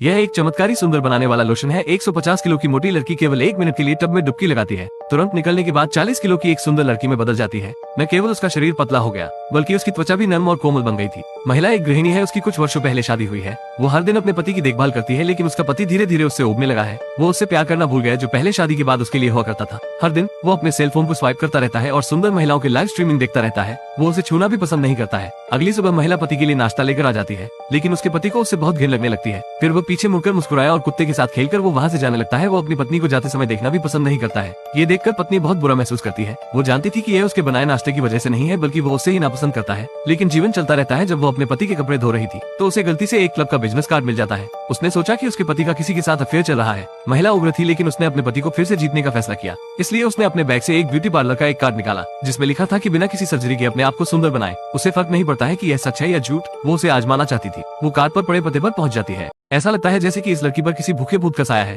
वो पागलों की तरह अपने मुंह में भोजन को भर ले रही है। पूरी मेज जंक फूड से भरी हुई है। कुछ ही देर में वो सब कुछ खा चुकी थी। जब उसने अपना वजन तौला तो उसका वजन बिल्कुल भी नहीं बढ़ा, बल्कि उसका वजन 2 किलोग्राम और कम हो गया था। ये तो हर लड़की का सपना होता है ना? लेकिन लड़की को नहीं पता था कि उसके पीछे एक बड़ा राक्षस है जो उसके शरीर के अंदर की चर्बी को चूस रहा था। इस दिन जिम में दूध वाली चाय पीते हुए वो अपनी दोस्त को कॉल कर इस बारे में शेखी बगाड़ने लगती है कि उसने दिन भर कितना खाया पिया, लेकिन उसका वजन नहीं बढ़ा। ये कितनी आश्चर्यजनक बात है। ये नजारा सैमी ने देख लिया। सैमी जब बच्ची थी तभी से उसके पास जादुई आंखें हैं। वो सभी प्रकार के भूतों और राक्षसों को देख सकती है, लेकिन उसने इस तरह के कीड़े को खाते हुए पहले कभी नहीं देखा है। इसलिए वो उत्सुक थी और उसका पीछा किया तो पाया कि ये कीड़ा लड़की के शरीर में बस गया है, जो हर समय उसकी ऊर्जा को कम कर रहा था। सैमी ने तुरंत जांच शुरू कर दी। तभी उसे एक बड़ी समस्या मिली। कुछ समय पहले एनोरेक्सिया से 2 लोगों की मृत्यु हो गई। वे दोनों इस जिम के ही सदस्य थे। इसकी बहुत संभावना है कि राक्षस ही जिम्मेदार था। सैमी ने कुछ दोस्त को इकट्ठा किया। फिर उसने उनसे निर्देशक होने का नाटक करने और लड़की को मॉडलिंग के लिए साइन करने के लिए कहा। सहायक ने लड़की से पूछा कि आप हमेशा इतना अच्छा फिगर कैसे बनाए रखती है, क्या इसका कोई राज है? फिल्म में मुख्य अभिनेत्री की सोच में खुश लड़की ने अपनी बाहें दिखाई। उसने कहा कि खाने के बावजूद भी उसका वजन कभी नहीं बढ़ा। ये सब इस जादुई टैटू के कारण हुआ। फोरेंसिक डॉक्टर मुर्दाघर में शव की जांच कर रहा था। अचानक उसे महसूस हुआ कि कोई उसके पीछे से उसे घूर रहा है।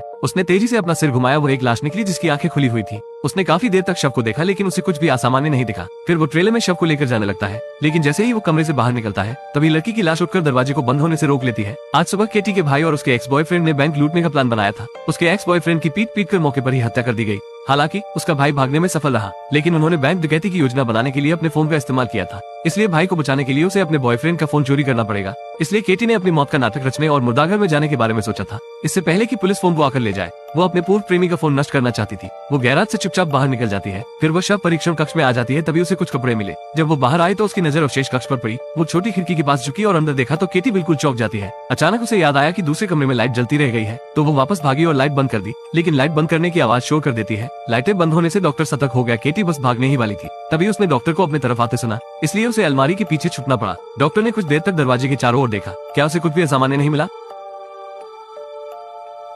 पत्नी इसे और बर्दाश्त नहीं कर सकी। वो उससे बात करना चाहती थी, लेकिन उस आदमी ने सोचा कि अगर उसने अपने बाकी शब्दों को बोला तो वो मर जाएगा। लेकिन परिवार के लिए पैसे कमाने के लिए उसने अपनी पत्नी की बात मान ली। वो नई नौकरी की तलाश में शहर में चला गया। अपनी शिफ्ट के अंत में उस आदमी ने अपने दुखों को दूर करने के लिए बियर का एक बैग खरीदा, परंतु जब वो नशे में धुत हो गया तो गाली गलौज करने लगा। जब वो जागा तो उसे एहसास हुआ कि उसके पास कहने के लिए केवल एक शब्द बचा था। वो आदमी पछतावे से भरा था। अपनी पत्नी की फोटो देखकर उसने उससे अपना आखिरी शब्द कहने का फैसला किया। वो एक सार्वजनिक फोन बूथ पर गया और कॉल किया तो अतीत एक एक करके उसके सामने लौट आया। लेकिन कॉल करने वाली उसकी पत्नी नहीं थी, बल्कि वॉइस एक्टिवेटेड ग्राहक सेवा थी। ग्राहक सेवा ने पहले बहुत सारे विकल्प दिए। आदमी ने अधीरता से बटन दबाए। यदि वो गलत दबाता है तो उसे पिछले वाले पर वापस जाना होगा और फिर से शुरू करना होगा। ग्राहक सेवा प्रश्न पूछती रही। जल्द ही उसका समय खत्म हो रहा था। उस व्यक्ति ने जीवन के अंतिम शब्द को वॉइस ग्राहक को दे दिया। तो सवाल ये है कि अगर आपको यह मौका दिया जाए तो आप अपने आखिरी शब्द में क्या कहेंगे? इस आदमी के जीवन के केवल 1500 शब्द बचे हैं। 1500 शब्दों के बाद वो मर जाएगा। जब उसे ये खबर पता चली तो वो क्रोधित हो गया। जैसे ही उसने अपना गुस्सा जाहिर किया, शब्दों की संख्या तेजी से कम हो गई। जब वो शांत हुआ तो उसके पास केवल 50 शब्द बचे थे। उसने जाते समय डॉक्टर से काउंटर लेते हुए थैंक यू कहा, जिसके बाद 47 शब्द बचे थे। आदमी फिर बोल देता है। आदमी खुद को समझाने लगता है कि 46 शब्द जीवन भर के लिए पर्याप्त है, क्योंकि एक आदमी अपने जीवन का 40% समय सोने में व्यतीत करता है, उसका 10% समय खाने में व्यतीत होता है, 15% समय टीवी देखने में, 5% समय ब्रश करने और कूड़ा कचरा बाहर निकालने में व्यतीत होता है। बातचीत के लिए केवल 30% समय की आवश्यकता होती है। वो पहले अपनी पत्नी के साथ बात करने के लिए शारीरिक भाषा का उपयोग करने की योजना बना रहा है, जैसे नमस्ते कहने के लिए आंख मारना और उसके कंधे पर मुक्का मारना प्यार के लिए है। लेकिन खुद को अभिव्यक्त करने का ये तरीका उसकी पत्नी को ये सोचने पर मजबूर कर देता है कि वो पागल हो गया है। इसलिए उस आदमी को बोलना ही पड़ेगा। लेकिन उसने एक बार में केवल एक ही शब्द बोलने का साहस किया। जल्द ही उसके पास 42 शब्द बचे थे। लेकिन उसकी भावनाओं को समझने के बजाय उसकी पत्नी को लगा कि वो पूरी तरह से पागल हो गया है। आखिरकार एक दिन पत्नी इसे और बर्दाश्त नहीं कर सकी। वो उससे बात करना चाहती थी, लेकिन उस आदमी ने सोचा कि अगर उसने अपने बाकी शब्दों को बोला तो वो मर जाएगा।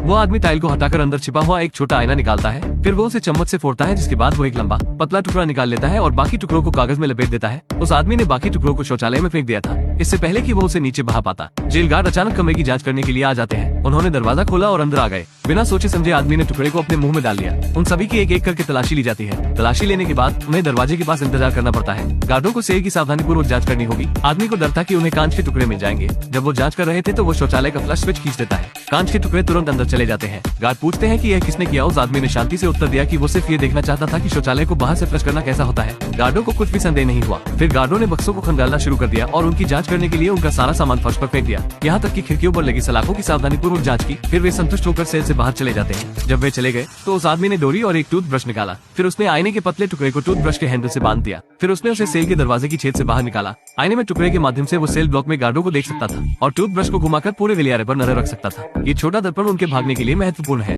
ये लड़का शैतान का बेटा है और यह दुनिया को नष्ट करने के लिए नरक से आया है, लेकिन अब वह इस योजना को विफल करने और पृथ्वी और मानवता को बचाने की कोशिश कर रहा है। क्रॉली ने हाल ही में एक दोस्त को खो दिया है और वर्तमान में वह एक बार में अकेला बैठा है और अपने दुखों को शराब में डुबो रहा है। दुख के इस क्षण में उसके सामने एक रोशनी दिखाई देती है और आश्चर्यजनक रूप से वह रवील है। रवील अब सिर्फ एक आत्मा है। इससे पता चला कि उसे राक्षसों ने नहीं मारा था। एडम के संदेश के बारे में जानने के बाद उसने पाया कि ईश्वर सर्वनाश को रोकने का प्रयास कर रहा है। एक जादूगर शिकारी ने यह सब देख लिया। रवील पर राक्षसों का कब्जा हो गया। वह भूत भगाने की रस्म के जरिए रवील को बचाना चाहता है। रवील ने अपनी बनाई हुई जगह पर कदम रखा तो वह तुरंत स्वर्ग वापस जाने लगता है। जब उसका भौतिक रूप नष्ट हो जाता है, रवील के लीडर का मानना है कि स्वर्ग और नरक के बीच युद्ध शुरू होने वाला है। वह रवील को पृथ्वी पर लौटने से रोकना चाहता है, लेकिन रवील उस पर ध्यान नहीं देता है। रवील ग्लोब के माध्यम से पृथ्वी पर लौट जाता है। फिर वह क्रॉली को सर्वनाश के स्थान के बारे में बता देता है। वह एक नए शरीर की खोज करने के लिए एयर बेस पर जाने के लिए कहता है। इस समय एक जादूगरनी ध्यान लगा रही थी। तभी रवील उसके अंदर सवार हो जाता है।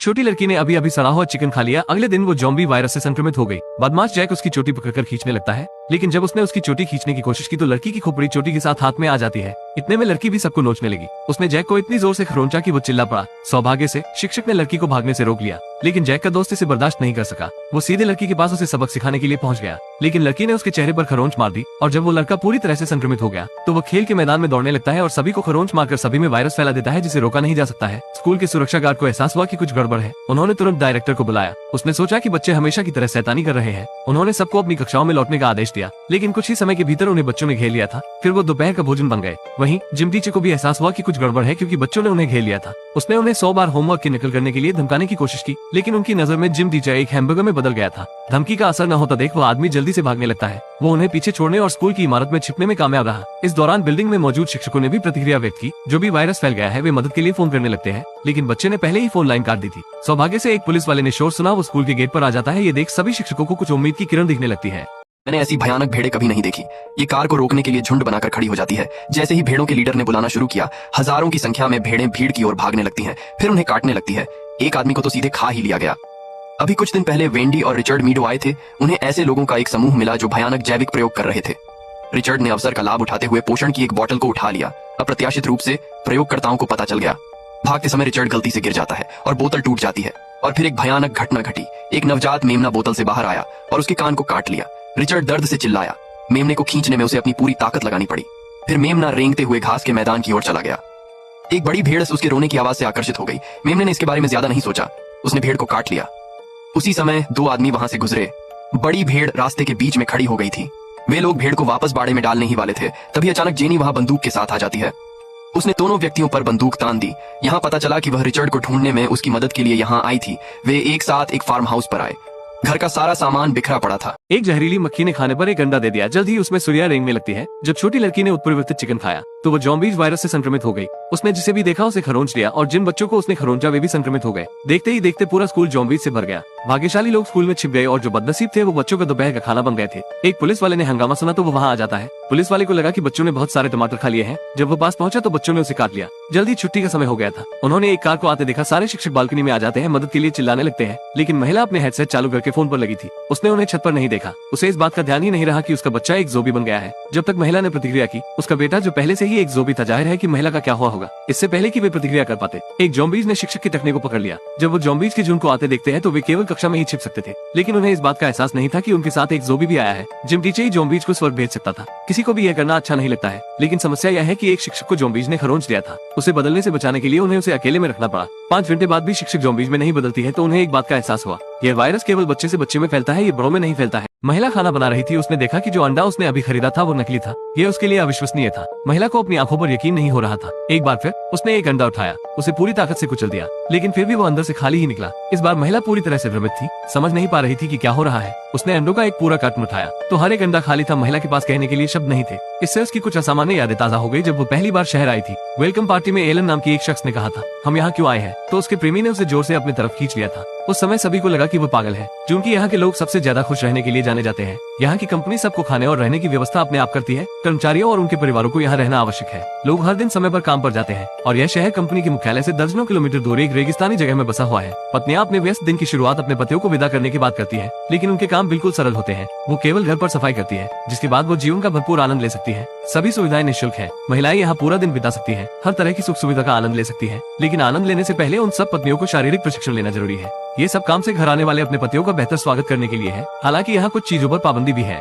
महिला कर्मचारी ने गलती से जमा हुआ मांस गिरा दिया। उस समय स्टील का दरवाजा बाहर से बंद हो रहा था। जमे हुए मांस के जमीन से टकराने की आवाज दरवाजे के बंद होने की आवाज के साथ ओवरलैप हो गई। जब तक मैनेजर ने दुकान की बिजली बंद नहीं की तब तक लड़की को एहसास नहीं हुआ कि वो फंस गई है। लड़की को एहसास हुआ कि कुछ गड़बड़ है। वो दौड़कर आई और मैनेजर का ध्यान आकर्षित करने के लिए स्टील के दरवाजे पर हाथ मारने लगी, लेकिन मैनेजर अपनी प्रेमिका से मिलने के लिए बहुत जल्दी में था। वो पहले ही लिफ्ट के जरिए वहाँ से निकल चुका था। घबराहट में लड़की ने जल्दी से आपातकालीन लाइट स्विच चालू कर दिया, अपना बैग उतार दिया और मदद के लिए पुलिस को फोन करने के लिए अपना मोबाइल फोन निकालने के लिए तैयार हो गई। लेकिन वो बार बार बैग में ढूंढती रही। फिर उसे याद आया कि आराम से काम करने के लिए उसने अंदर आने से पहले अपना मोबाइल फोन बाहर छोड़ दिया था। स्थिति अच्छी नहीं देखकर लड़की ने तुरंत एक ट्रॉली ढूंढी। फिर वो ट्रॉली को लेकर स्टील के दरवाजे पर मारने लगती है, लेकिन कौन जानता है दर्जनों बार मारने के बाद भी स्टील के दरवाजे के खुलने का कोई संकेत नहीं दिखा। इसके बजाय उसके हाथ जोर लगाने से लाल और बैंगनी हो गए थे। लेकिन इससे भी बुरी बात यह है कि इस समय ठंड का तापमान अभी भी नीचे गिर रहा है। लड़की के कपड़े उसे ज्यादा देर तक नहीं बचा पाएंगे। तभी उसे पता चला कि यहाँ ठंड से बचने के लिए उसे अपने हाथों को अपने शरीर पर रगड़ते रहना पड़ता है। फिर उसने अपने शरीर के तापमान को गर्म रखने के लिए अपने हाथ अपनी पैंट की जेब में डाल लिए, लेकिन उस क्षण उसकी जेब में एक फिल्म का टिकट मिला।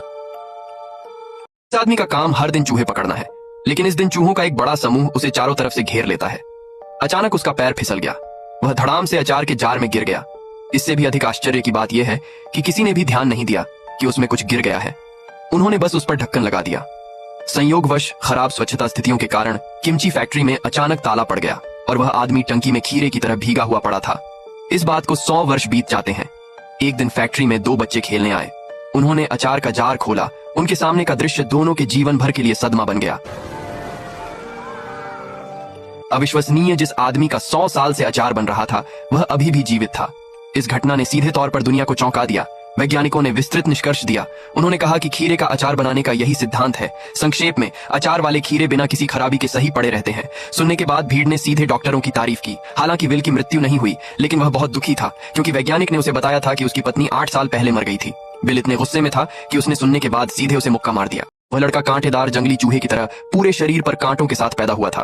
एक ही दिन पैदा हुए सभी जन्म हुए बच्चे अजीब थे। कुछ पक्षियों की तरह दिखते थे, कुछ बंदरों की तरह दिखते थे। डॉक्टरों ने पाया कि ये बच्चों के शरीर में किसी तरह का एक वायरस है, इसलिए सरकार ने उन्हें अपनी हिरासत में लेने का फैसला किया। जिम्मी सींगों के साथ पैदा उन्हीं में से एक बच्चा था। उसके पिता सरकार से बचाने के लिए पहले ही चुपचाप पहाड़ों पर उसे लेकर चले जाते हैं। कुछ साल बाद जिम्मी बड़ा होकर बाहरी दुनिया के बारे में उत्सुक होने लगता है। जिम्मी गलती से बाड़ के बाहर कदम रख देता है। उसकी मुलाकात ऐसे शिकारियों से हुई जो ऐसे बच्चों को पकड़ने में माहिर है। उसके पिता ने उसे तहखाने में छिपा दिया, फिर अकेले ही दुश्मन से लड़ने निकल पड़ा। जब वह वापस लौटा तो वह बुरी तरह घायल हो गया और कुछ ही समय बाद उसकी मृत्यु हो गई। अपने पिता के अंतिम शब्दों के बाद जिम्मी को अपनी माँ की एक तस्वीर मिली जिस पर एक जगह का नाम था, इसलिए जिम्मी ने उसकी तलाश करने का फैसला किया। वह जंगल से बाहर निकला ही था कि उसने जमीन पर चॉकलेट का एक पैकेट देखा। उसने उसे उठाया और खा लिया। ये बहुत स्वादिष्ट थी। उसने कुछ ही दूरी पर एक और चॉकलेट देखी। जिम्मी उसे उठाने ही वाला था, लेकिन वह चॉकलेट अपने आप हिलने लगती है। अगले ही क्षण उस पर कोई एक तीर चला देता है। सौभाग्य से जिम्मी समय रहते तीर से बच गया। फिर से